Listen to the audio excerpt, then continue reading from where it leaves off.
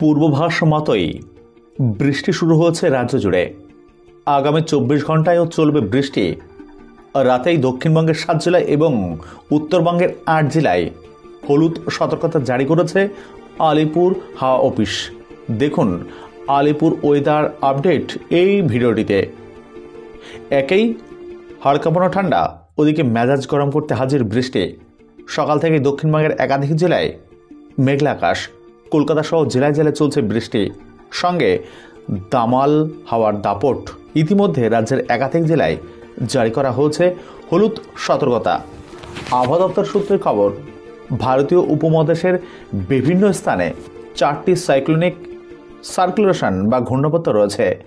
ওদিকে বঙ্গোপসাগরে তৈরি হয়েছে হাই প্রেশার জোন।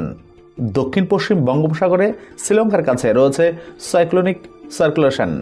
বাড়তি পানা পশ্চিমী ঝঞ্ঝা, এর প্রভাবে উত্তরপ্রদেশ সংলগ্ন এলাকায় যে ঘূর্ণাবর্ত তৈরি হয়েছে তা ধীরে ধীরে ঝাড়খণ্ড এবং বিহারের দিকে ক্রমশ অগ্রসর হচ্ছে। আগামী 24 ঘন্টায় রাজ্যের একাধিক জেলায় বৃষ্টির পূর্বাভাস দিয়েছে আবহাওয়া দপ্তর। আবহাওয়া দপ্তর এর পূর্বাভাস অনুযায়ী পূর্ব বর্ধমান, পূর্ব ও পশ্চিম মেদিনীপুর, ঝাড়গ্রাম বিক্ষিপ্তভাবে বৃষ্টির পূর্বাভাস রয়েছে।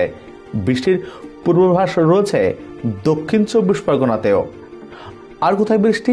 শুক্রেও বৃষ্টি 2 24 পরগনা, হাওড়া, কলকাতা, হুগলি, পুরুলিয়া, ঝাড়গ্রাম, 2 মেদিনীপুর, বাঁকুড়াতেও বৃষ্টির সম্ভাবনা। হাওয়া অফিস সূত্রে খবর, আগামী 2 থেকে 3 দিনে ধীরে ধীরে রাতের তাপমাত্রা বাড়বে, ফলে রাতে কাঁপুনি কিছুটা কমবে, তবে দিনে রেহাই নেই। স্বাভাবিকের অনেকটাই নিচেই থাকবে তাপমাত্রা। গোটা দক্ষিণবঙ্গেই কিছুটা বাড়তে পারে রাতের তাপমাত্রা। আগামীকাল বেলার পর থেকে আস্তে আস্তে আবহাওয়ার উন্নতি হবে। আবহাওয়া দপ্তর আপডেট অনুযায়ী আগামী 2 থেকে 3 দিনে তাপমাত্রা 3 থেকে 4 ডিগ্রি পর্যন্ত বেড়ে যাবে দক্ষিণবঙ্গের জেলাগুলিতে। ওদিকে উত্তরবঙ্গের দার্জিলিং এবং কালিম্পংয়ে এই 2 জেলায় হালকা বৃষ্টির সাথে তুষারপাতও হতে পারে।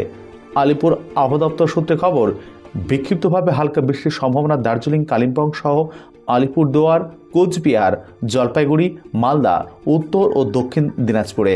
ধন্যবাদ।